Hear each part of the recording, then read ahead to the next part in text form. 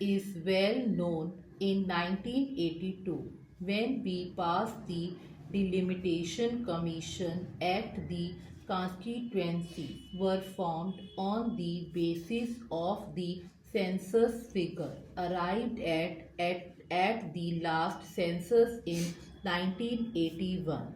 The census authorities at this time worked in a manner which was slightly different from the way in which the work was carried out in 1971. At the time of the census of 1971, as we are aware, all caste and subcaste were mentioned in the census figures. But at the time of the census of 1981, naturally, in view of the change in our policy, what they did was that they did not enumerate all the caste but only enumerated such caste as were ordered to be enumerated, generally as had to be given some special representation under the orders issued by the President under Article 341. As we are aware, Article 341 provides that in the present circumstances, the President shall determine the scheduled castes and the scheduled tribes to whom for a period of 10 years special representation has been given. And under Article 341 too, if at all there is to be any change in these in the list, then it is only Parliament that can make that change.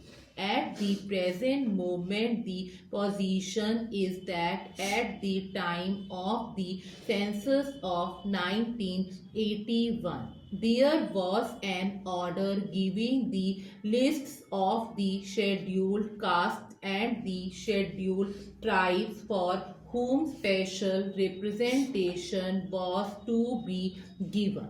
Therefore, at the time of the census of 1981, they tried to collect information only about those cases which were mentioned in that order, for the purpose that they may be given the special representation on that basis. But it appears at the present moment, at the time of the actual taking of the census information, certain people mentioned their caste a little incorrectly.